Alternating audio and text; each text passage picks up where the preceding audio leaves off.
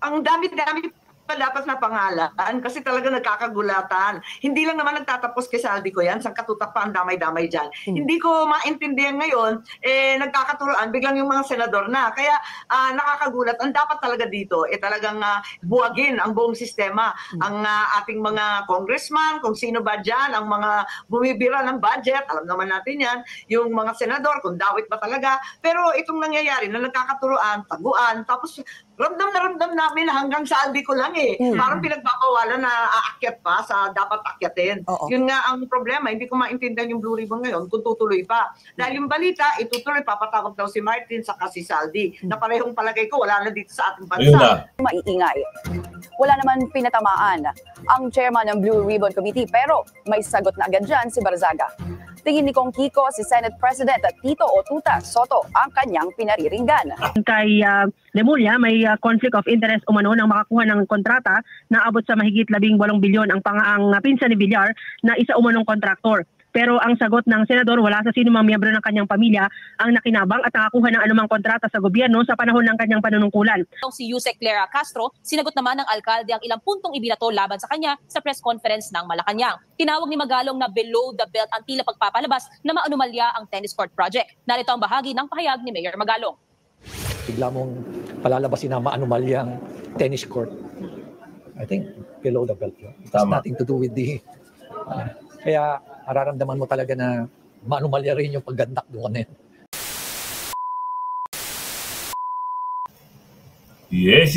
Good morning mga kasama. Nandito na naman si Kuya Goods nagbabalik. At syempre kung di ka pa nakasubscribe sa ating channel, pa-subscribe na lang po at hit mo na rin yung bell para updated ka sa ating mga video. Eto na nga. Kita mo, pinagtawanan ka.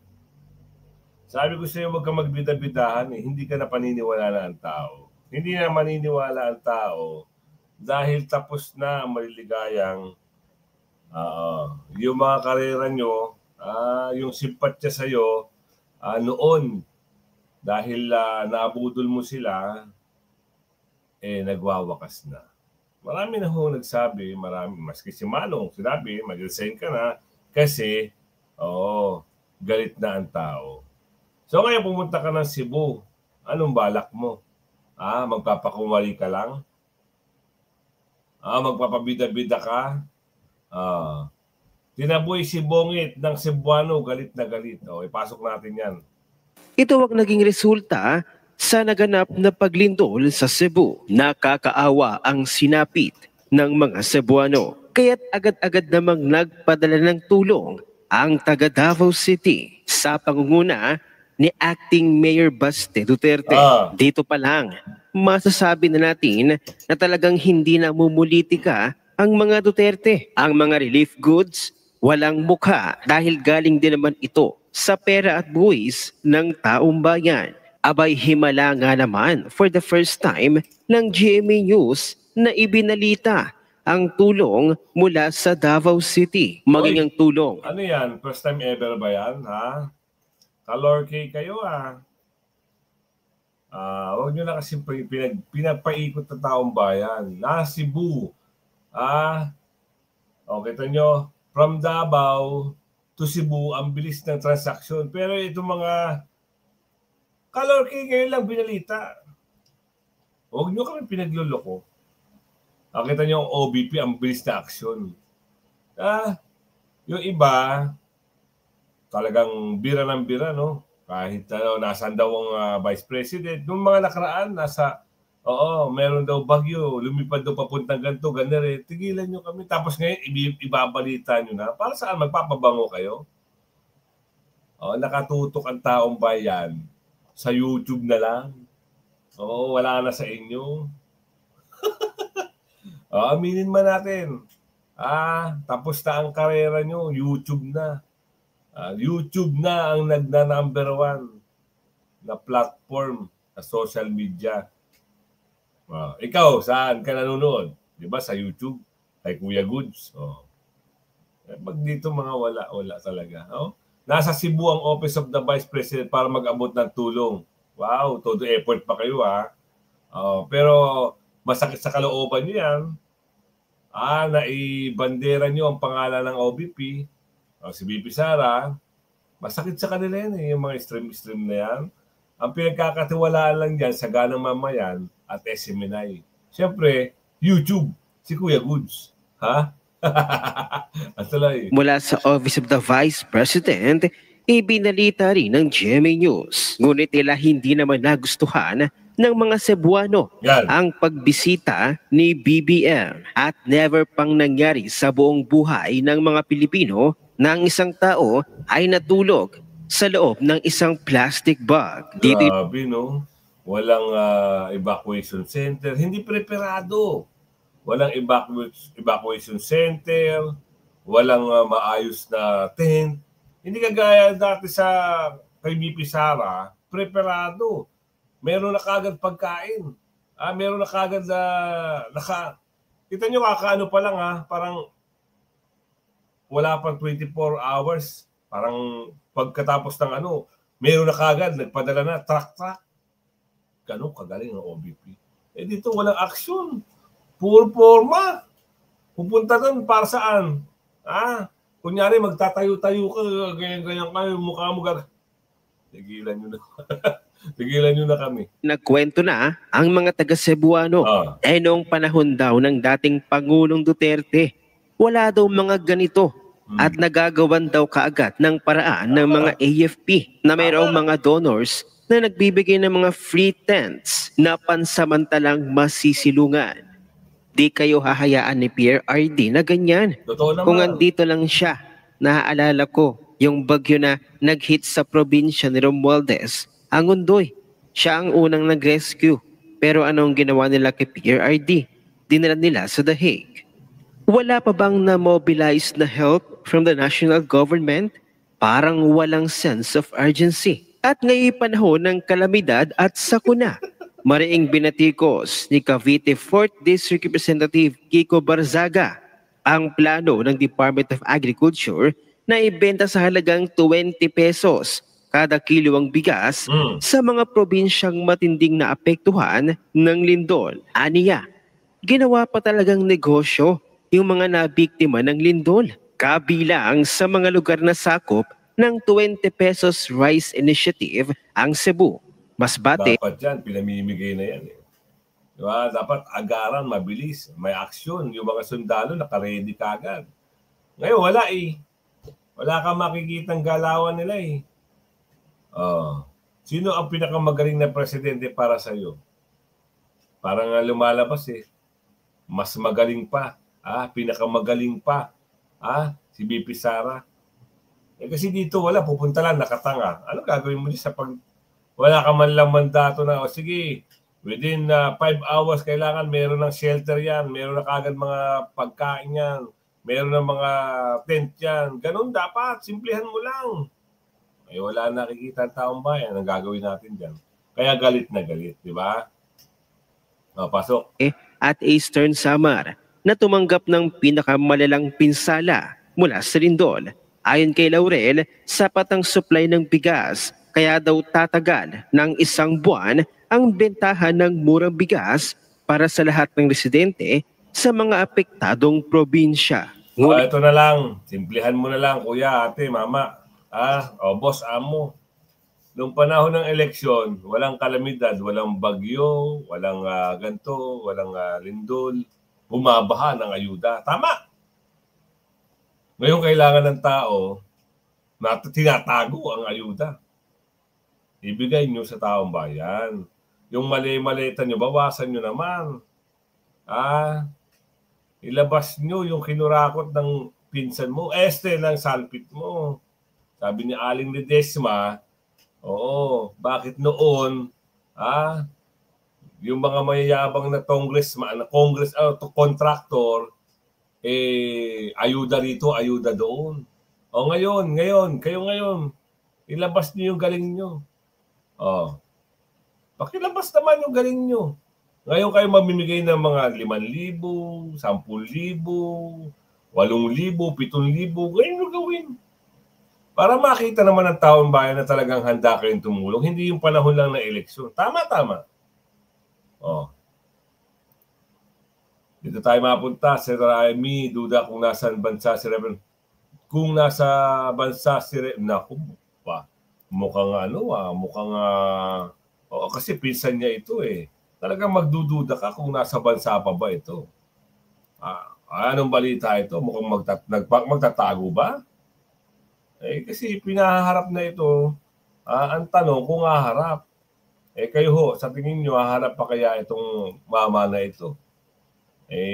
Pinapatawag na ho ng Senado para magpaliwanag. Ano kaya ang magiging lagay? Nakadismi yung Marimar. Ano kaya ang mapapag-usapan? Diretso kaya sa oblo o makokontem kaya? Malamang sa malamang. Meron ng magagaling na nagtuturo dyan. Nag-resign eh. Ibig sabihin, pag nag-resign ka sa pwesto, sa pag-house sticker mo, ngayon subukan mo mag-resign. Kasi kung halimbawa, totoo man to, naduda si Senator Amy na nasa bansa pa ba si Martin? Kung nakalabas man ito, ganito rin ang gagawin niya, magre-resign din yan. Kasi wala nang pananagutan, wala nang kakayanan ang Kamara na ipatawag siya kasi hindi niya nasaklaw yun. Ang magpapatawag na lang sa kanya, DOJ at Ombudsman. Kung halimbawa, hindi pa rin talaga pumunta, hindi pa rin siya magpakita, papasupinahan o show cause order. Ganun din yung gaya kay Ko. Hanggang ngayon kasi si Manong Ko, hindi ho nagpaparamdam. Biyernes na ho ngayon na. Address ng Oktubre. Ano ba kwento natin dito? Kasi kung malawak ang galamay nyo at meron kayong connection sa Interpol, pwede nyo paggalawin yung galamay nyo at tuntunin nyo kung nasaan si Ko. Kasi ito, dudan-duda na si Ate Amy. Nasaan kaya? Kasi may aeroplano rin to, di umano. Ayon sa kwento, ayon sa balita, meron din tong sariling pang sasakyang himpapawid. Baka. Alamin natin yan. Pasok. Yung bonjing out, bonjing in, na bilang reaction mo nga doon sa pagbitiw ni Martin Romualdez bilang Speaker of the House, gusto ka naming hinga ng reaksyon dito kasi doon sa direktang pagkakadawit na dito kay Martin Romualdez ni Orly Gutesa, no? Doon sa hearing po sa Senado at ngayon, ipasasabina na rin ng Independent Commission on Infrastructure. Reaction po. Okay. Syempre hindi ako nagulat dahil kailan ba yon? Yung may video kami ni VP Sara na Tambalos-Los. Don't be afraid of Tambalos-Los. Nako, May pa yata yun. Mga yun ba yun? Noong 2023, katagal-tagal na eh. Kasi alam naman natin, di nagtagal yung love team ng unit team. Talagang isang taon pa lang talagang umpugan na. Dahil nga kay Tambalos-Los / Bonjing. Kaya ayun. Yun ng Kim Bonjing, the great leader, nakakaloka. Tapos, yun nga, si Bonji D, mabait kasi yun at mahusay. Sana kayanin niya, baka naman sobrang bait, hindi niya kayanin ang mga buhaya na nalalap ngayon. Pero senador ka na nung 19th Congress, Senator Amy, kung saan naganap nga itong grabe, ang bilyon na budget insertion at tinagurian nga na most corrupt budget yan sa kasaysayan ng Pilipinas. What do you know? Na ito, Yes, kung maalala nyo, yung 2024, nagwawala na ako tungkol sa budget. Pagkatapos ng 2025, nung December last year, hindi ako pumirma kasi parang sabi ko, tigilan na ito, puro naman photo op lang kami sa BICAM. Tapos nagugulat na lang kung anong lalabas yan sa BICAM. Hindi tama ang proseso yan. Kaya hindi ako pumirma, hindi ako umattend ng BICAM. Sabi ko, kalokohan to. Pipicture lang kami, pipirma kami, tapos papaltan ninyo lahat. Sangkatutak na arbatawan, depende kung sino. Insertion or institutional amendment, basta todo cambio. Nakainis nga eh. So Senator Amy, sa mga pagdinig po ng Senate Blue Ribbon Committee, tsaka yung maski na iilan lang, yung nangyari po sa House of Congress, I'm just going to ask your opinion, yung mga nabanggit na mga pangalan, were those the names that you were expecting? Were there revelations there? Or are there names that you're expecting pa? Your personal assessment po sa mga pangalan po na ngayon ay naisiwalat na?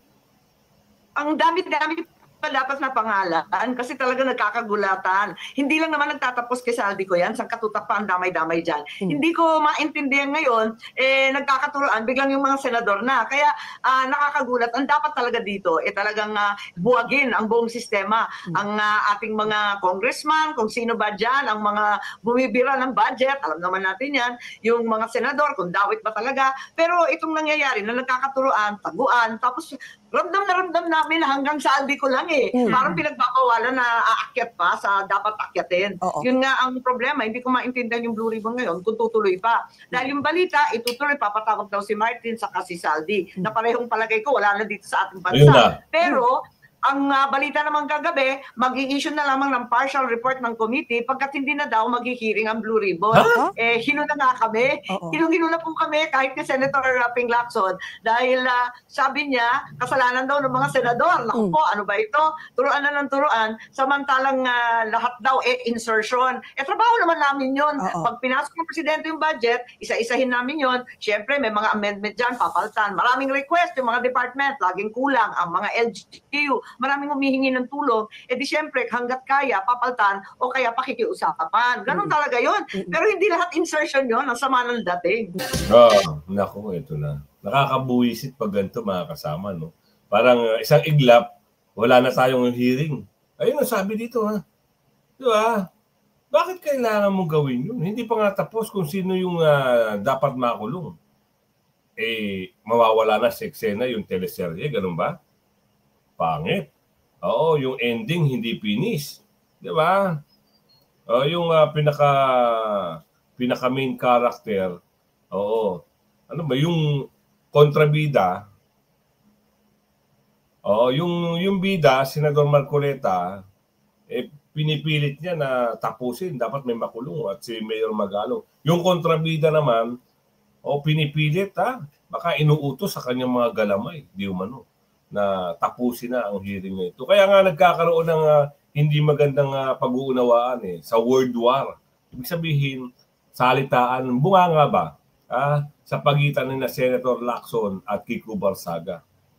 Ano naman yan, Kuya Good? Saan mo nakuha yan? Ito hindi tayo nagpe-fake news dito. Totoo yan. Nagkakaroon na ho ng mga ano man tawag doon? Dapat kasi magaling ka sa matalinhagang salita para talunin mo itong mga durubo at mga itong mga nagtatakip sa mga magnanakaw, sa mga amo nila. Pasok! May namumuo nga bang word war sa pagitan ni Senator Panfilo Lacson at bagitong kongresista na si Cavite 4th District Representative Kiko Barzaga? Konting rewind at context sa posibleng dahilan ng banggaan ng dalawang mambabatas. Nagsimula yan sa post ni Barzaga ng larawan ni Lacson kasama ang controversial Diskaya family. Sinalag na yan ni Senator Ping at sinabing binisita lang siya sa opisina para imbitahan na suportahan ang isang rally sa Davao City. But Kong Kiko is not buying that explanation dahil real friends daw ang senador at ang mag-asawang kontraktor. The saga doesn't end there dahil may post si Senator Lacson. The lawmaker is looking for a veterinarian with an animal psychiatric ward. Ang dahilan umano ay meron daw baliw na pusa at annoying dog na pawang maiingay. Wala naman pinatamaan ang chairman ng Blue Ribbon Committee pero may sagot na agad dyan si Barzaga. Tingin ni Kong Kiko si Senate President Tito o Tuta Soto ang kanyang pinariringgan. Tingin tuloy ni Barzaga na magkaaway na ang mag-BFF na Lacson at Soto. Ay, ganun? Bakit? Bakit kaya magkaaway na? Ayan na nasabi natin dito. Hindi kayo uubra dito kay Barzaga. Simple lang, pero rock. Meow, meow, meow, meow. Ay, kaya tigilan mo ng pagpapanggap, Tokson. Hindi ka na uubra. Marami na hong galit sa iyo. Pwede mo naman ituloy yung pag-imbestiga. Bakit ayaw mo? Di ba? Marami na ho ang nadadamay. Naku, ito, kagaya nito. Aligasyon. Senator Mark Villar pumalag sa mga aligasyon ni Bonget Ani Nangingitim. Ano yung aligasyon? Meron kasing umaalingus-mus na 18 billion na flood control ang nakuha. 18 billion ba? o 95 million flood control project. Oo, na nalilink dito kay kay Villar. At saka siyempre yung nababalita na nakakuha ng proyekto yung pinsan. 'Di ba nabalita na ngayon? Pumalag na. Eto, sa balita dito, pumalag na. Alamin natin 'yan para maliwanag na maliwanag dito, sa ganang mamamayan. Dito tayo makakuha ng tamang information. Pasok. Mark Villar, tahimik lang ako. Pero sa pagkakataong ito, magsasalita siya. papalag na ako. Ba? Pumalag na. Meron daw kasing kontratang nakuha ang mga Villar sa gobyerno noong kalihim pa ng DPWH si Mark. Paliwanag ni Mian Corbera. Mian. Magandang hapon, Nelson at Jen. Umangal si Senator Mark Villar sa mga pahayag ni Justice Secretary Jesus Crispin Remulla na kasama siya at ang kapatid na si Senator Camille Villar kasama ang kanilang ina na si dating Senator Cinta Villar sa mga umunoy iniimbestigahan dahil sa issue ng anomalya sa flood control projects. Ayon kay Remulla, may conflict of interest umano ng makakuha ng kontrata na abot sa mahigit 18 bilyon ang pinsan ni Villar na isa umanong kontraktor. Pero ang sagot ng senador, wala sa sino mang miyembro ng kanyang pamilya ang nakinabang at nakakuha ng anumang kontrata sa gobyerno sa panahon ng kanyang panunungkulan noong sa paang kalihim ng Department of Public Works and Highways. Sabi pa ni Villar, sinusuportahan niya ang anumang uri ng investigasyon dahil wala siyang itinatago. Wala rin siyang direct o indirect ownership o control sa interest ng anumang kumpanyang dumalahok sa mga bidding sa DPWH. Makukumpirmaan niya yan sa mga records na wala sa mga kamag-anak niya ang nakakuha ng kontrata sa gobyerno mula noong 2016 hanggang 2021 kung kailan siya nanungkulan bilang kalihim ng DPWH. Balik sa inyo, Nelson at Chet. Yun lang ang mahirap. Iniuugnay. Ano naman ang palabas na ito? Hindi natin alam kung totoo to, hindi kasi naging sekretary siya ng DPWH. Kasi may lumalabas na usok. Di ba? Sabi nga ng matatanda, kapag may usok, meron siguradong apo yan. Ilan na yung nababanggit na halaga. At saka bakit ito si nangingitim, nagsasalita. Dapat ba siyang magsalita? Parang hindi saklaw ng kanyang, hindi natin alam Kasi dapat ang maglabas niyan, hindi ko rin alam kung sinong departamento ang maglalabas ng mga ganyang bagay. Oo nga, no? Bakit lagi siya? Alamin na lang natin yan. At saka itong 95 million flood control project, ayun nga yung na-link. Perwisyo umano sa Cavite. Naku po, ito na. Kung inayos nyo lang sana yung paggawa at matino at walang mga pandudurobo, kahit sabihin natin na overpricing pa siguro yan, basta maayos, o kaya sabihin natin na pinunduhan nyo ng ganyan, tapos hindi substandard ang gawa, pulido, tsak naman siguro. Kagaya ng sa Davao, di ba? Wala silang may susumbat sa Davao, may resibo, maayos. Tapos tapos si Tatay Digong, si Pulong, si BP Sara ang laging sinisisi. Wala silang makitang mali. O kaya pinipilit nila talagang kumuha ng mali. O yung mga taga Maynila, yung magaling magsalita, asa na kayo? Di wala kayo may sumbat ngayon kasi puro resibo meron. Ngayon, yari kayo sa pumping station mo ngayon dyan. Si Barry. Ano ngayon ang gagawin nyo? Pag nalaman nyo pa itong balita na ito. Na nga ang pag-ubra ng kontrata sa gobyerno, hindi pa maayos ang trabaho. Isang flood control project sa Cavite ang hindi na nga raw mapakinabangan, perwisyo pa ang iniwan. Ang kontraktor nito, konektado umano sa bilyonaryong pamilya ng mga Villar. Narito ang exclusive agenda report ni Joash Malimban. Tila nakabiti na lang ang ilang mga bahay na ito sa barangay Sabutan, Silang, Cavite. Matapos gumuho ang lupang pinagtitirigan nito kahapon na parte pala ng isang ongoing flood control project. Located ang proyekto sa likod lang mismo ng munisipyo ng Silang. Ayon sa caretaker ng isa sa mga nakabiting property na si Edwin Domingo, imbis na makatulong, nakaperwisyo pa raw ang proyekto. At tila nailagay pa ang kanilang mga buhay sa panganib. Kapantay lang dito po, binakbak lang. Pero yung ilog hanggang ganyan, yung ilog. Pero inatabunan lang kung may magtatrabaho para makaangat yung loader nila. Question lang namin po, mataas naman dito sa banda sa amin, bakit nila linagyan ng flood control na bakbak sila ng bakbak ng lupa? Hindi naman kailangan na kwan dito sa banda namin, hanggang dun sa baba, hanggang dun sa taas. ganito naman kataas. Binisita ng Billionaire News Channel ang exact project site. Ayon sa DPWH banners na nakadisplay sa labas nito, Phase 3 and Phase 4 ang proyekto ng revetment along Imus River. Worth 47.5 million pesos each ang dalawang kontrata o may kabuang 95 million pesos. Joint venture ang dalawang kontrata. Hawak ng Motion Trade Development Corporation at Omnicon Builders ang Phase 3 ng proyekto. Nauna nang inireport ng Billionaire News Channel na konektado sa pamilyang Villar. Ang Phase 4 naman, Omnicon Builders muli at isang 01 Construction and Trading Incorporated ang may hawak. Ayon sa kinonsultang engineer ng Billionaire News Channel, may ilang red flags ang itinatayong proyekto. Una, missing or damaged ang filter layer na kinakailangan umanong ilagay sa ilalim ng revetment para hindi gumuho ang lupa.